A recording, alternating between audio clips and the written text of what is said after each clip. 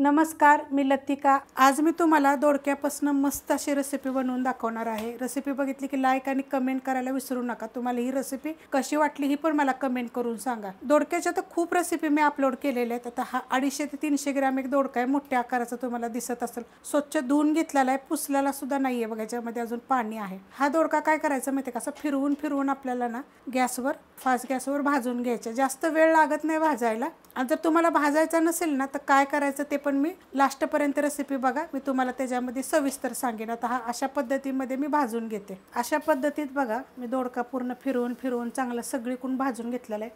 फक्त असा ह्या दोन्ही साईडला मी जास्त भाजलेला नाही, कारण हे आपल्याला दोन्ही साईड थोड्या थोड्या कट करायचे। गॅस आता मी बंद करते आणि ह्या 6 मिरच्या पण मी बघा ह्या जाळीवर भाजून घेतलेल्या आहेत। प्लेटमध्ये बघा मी काढून घेतलेला आहे। आता ह्याचं काय करायचं माहिती आहे का,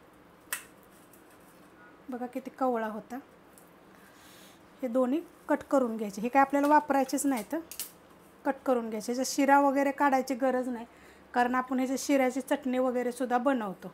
आता हे थोडंसं जे करपले ना जास्त, ते असं थोडं हलकं हलकं पहिलं काढून घ्यायचं आणि नंतर जरी बुडका आणि शेंडा कापून घेतला तरी पण चालू शकतात। हे मी थोडंसं काढून घेते। काढून घेतलेलं आहे बघा। आता ह्याचे मी तुकडे करून घेते। जेवढं काळं निघेल तेवढं काढून घ्यायचं, जास्त काढायची गरज नाही।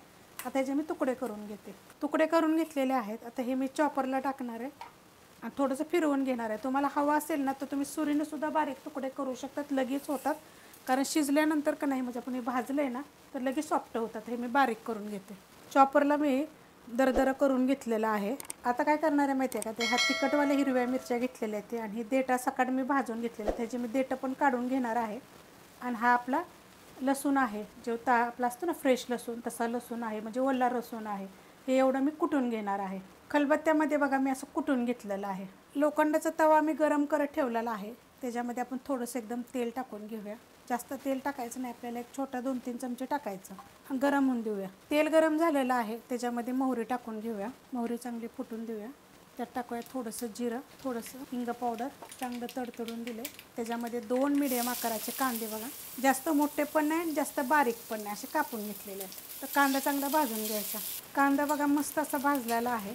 त्याच्यामध्ये हिरवी मिरची आणि ते आपण जे कुटून घेतलं होतं ना ते टाकायचं आणि हे पण आपल्याला 1 मिनिटभर फक्त परतून घ्यायचं।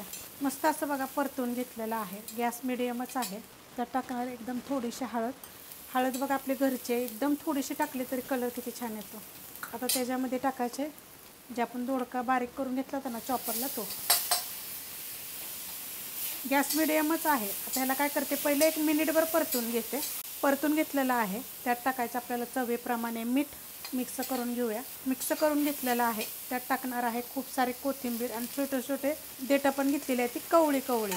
त्यात टाकणार 1 मुठभर शेंगदाणे भाजून मोठे मोठे कुटले होते, जास्त असे बारीक कुटायचे नाहीत आणि साली सकाटच कुटलेले आहेत, पण भाजलेले होते। तुम्हाला हवा असेल तर तुम्ही साल काढू शकता। त्याला काय करते, मीडियम गॅसवर 1-2 मिनटं परतून घेते। मीडियम गॅसवर बघा 2 ते 3 मिनटं मी एकसारखं परतून घेतलेलं आहे। खूप छान लागतं। तर तुम्ही मला कमेंट करा, मी तुम्हाला सांगते ह्याच्यामध्ये अजून काय तुम्ही टाकू शकता।